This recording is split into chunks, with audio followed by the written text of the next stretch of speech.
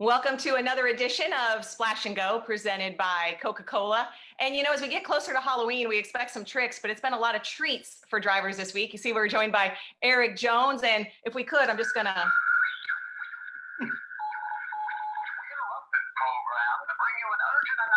And that's why Erik's on. We do have an urgent announcement because Erik Jones has big news joining the 43 Richard Petty Motorsports. I mean, the iconic number, the iconic team. Erik, your thoughts on just your big news?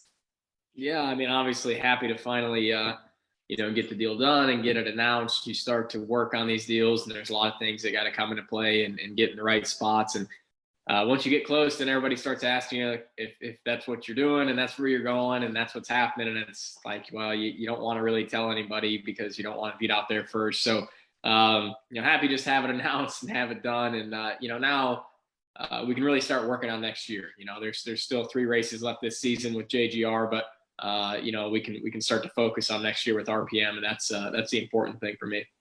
Erik, you mentioned, you still have a couple races left with Joe Gibbs. You've had an incredible run in the playoffs. You guys have been amazingly consistent. You had a lot of speed, a lot of these races. How much do you think performance late in this season and really obviously the wins you've had played into Richard Petty's decision to bring you on board?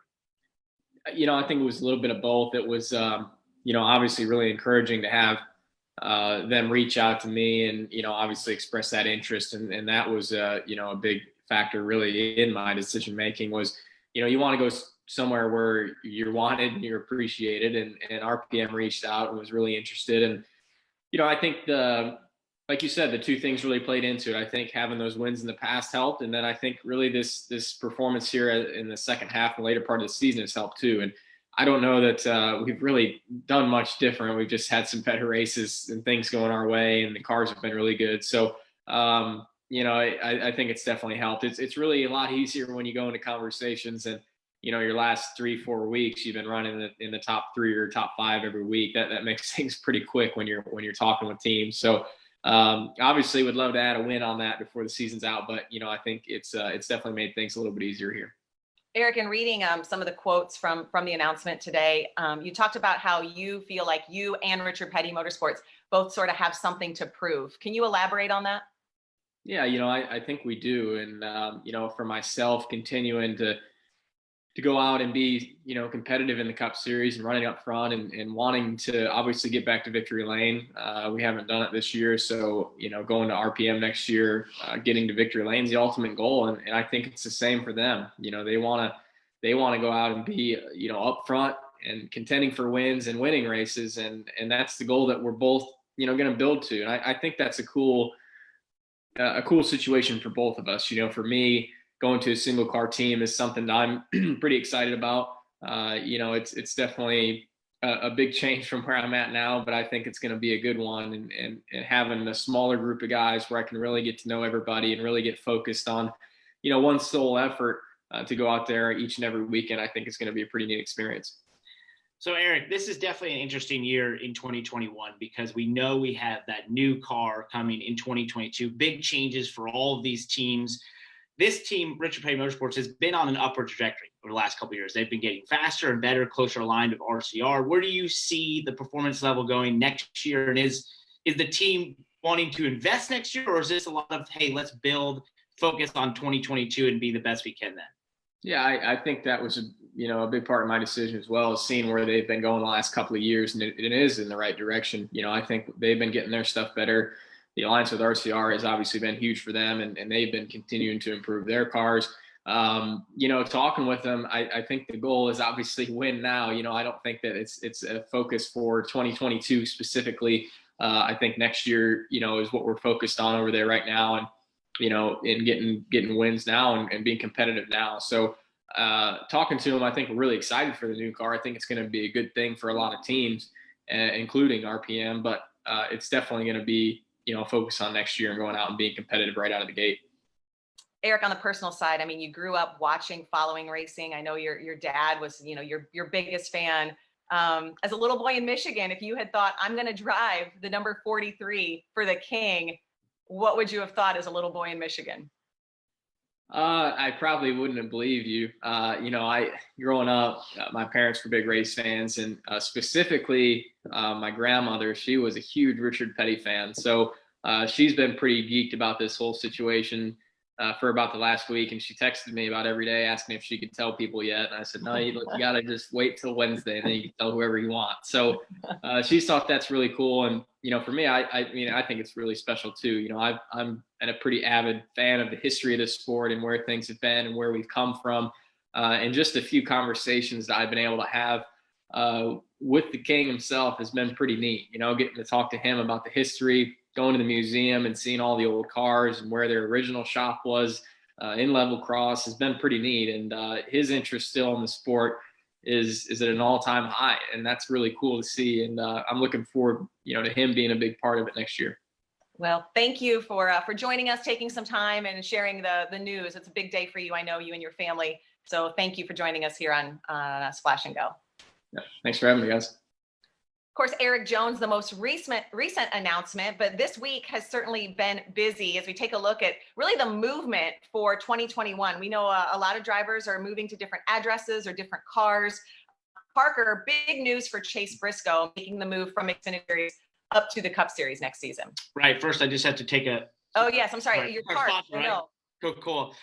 Huge for Chase Briscoe. I love the the videos they put out of Tony Stewart telling him, but Chase, such a good kid, such a hardworking racer. If you're a fan out there that loves the old school mantra of a racer who literally just races his way to the top level, then that is Chase Briscoe. He slept on couches. He was working in an ARCA team that I used to drive for, which then eventually gave him a shot in the car. He's a classic story of, just grit and determination and getting to the top. So such a cool thing to see him get the 14 car. And I think he called his shot. He said, if I win 8+ races, I'm gonna get there. And sure enough, he's done that. And so you couldn't, if he didn't get there, it wouldn't make any sense in the world. So I'm very happy to see that. Well, and I'm a fan of the fact that he's racing for his hero. Yes, he's raced for Tony Stewart in the XFINITY Series, but to get that Cup ride, to reach that level, the guy that and we just talked Erik Jones, how his grandma loved Richard Petty, and now Erik's driving for him. Kind of a similar thing with Chase, making it to the Cup level, driving for his hero, an Indiana guy. The two of them, Tony Stewart and Chase Briscoe. Of course, the other news, and really the week, I guess, Parker started with, the fact that Kyle Larson has been reinstated. He is eligible for all NASCAR activities starting January 1st, 2021. Your thoughts on this news, and where will we see Kyle Larson? Well, there's been a lot of speculation about one team. All the signs seem to be pointing towards one team. The musical chairs seem to be pointing towards one team, and that team would be Hendrick Motorsports. So I think we can expect something hopefully in the near future, but I think this is a reunion, or at least a union that has been talked about for a long time, right? When would Kyle Larson, one of the most talented drivers in all of NASCAR, get the opportunity at one of the biggest, best teams? And I think next year will be that opportunity. Okay, so dominoes sort of starting to fall. You're so young, Parker. Do you even know what dominoes are? I've seen them once or twice. Seen dominoes? Yeah. Okay, Yeah. All right. Just want to make sure. They're like the same as a Rubik's Cube to me, Right, exactly. Yes, generational. I understand. Okay, so no matter who's going where and what car, the ones who are on the track have Texas to deal with this weekend. So is there a specific driver in the round of 8 that you are going to be watching this weekend? Well, I think this is an interesting one for the 19 team of Martin Truex Jr., James Small. They went into Kansas with a car that they felt like was a huge step forward for them. It did not show up on the racetrack. They were a top 10 car by all means, but, to go up there and compete against the 22 or the 4, I don't think they quite had the speed. I think they were disappointed in that. I saw Martin Truex remark afterwards that they've been off. They've been so fast a mile and a half at times this year that I think, if they went to Texas and they don't show that speed, then that's very worrisome. That they're 31 points down for the cut line. They've got to go there and do what the 19 team does very well, and that is be a dominant car a mile and a half. So I think there's a lot of pressure on the 19 team. If they want to be a part of that championship 4 and to go fight for this championship, they've got to find it this weekend at Texas. And I think, for this team, there has been an emphasis throughout the year that, they're the same team that when Cole Pern led it, right? They're the same team that went out there and fought for a championship in a lot of ways. But, to see a little bit of faltering here late in the round of 8, I just think it's, they need to go find that little special something that they've shown before to go and fight for a championship. And a lot of people probably had them in the championship 4. So I think this would be a very big shock if they don't make it. Well, is it spooky for anyone else here? Let me see. Let me get out the spooky here. Oh! Oh my. What is that? Is it spooky? Oh, we've got props. Don't worry. Is anyone else? Should anyone else be scared heading to Texas? Well, anyone who looks into that mirror, 100%. But I think, when you look at it, there's very few, even when you look at Denny Hamlin. I was going to ask, should Denny Hamlin be scared? Okay. I mean, we saw him, what was it, a year ago? He went there where they tried a very experimental car and spun out all over the place and wrecked. I mean, he can't do that. They have to have a solid day. They have to, as long as they're solid, they're fine. But they could not afford a, huge mistake or blowing a tire early on or an engine or anything like that. So the 11 team is definitely not in a super safe spot. And I think, they would have liked to have gotten that victory last weekend at Kansas to ensure themselves. So Chris Gabehart, Denny Hamlin, they've been on fire this year right there with the Ford of Kevin Harvick, but they definitely, can't rest easy going into Texas. All right, you take a drink of your Coke. I'm going to grab the spooky phone real quick. All right. We've never done this on Splash and Go where we've gotten up out of our seat, I think. We have all the props. Okay, I got it. We'll answer it. Let's see what the spooky phone has to say. I know who you are. Oh, that's... So who will be in victory lane? I guess that's a big question. You have to tune in this weekend. We'll see you there. Thanks, Parker. Thanks, everyone, for watching. We'll see you this weekend from Texas. Hey, motorsports fans, thanks for watching. Make sure you hit subscribe before you go for all the latest news and highlights across motorsports.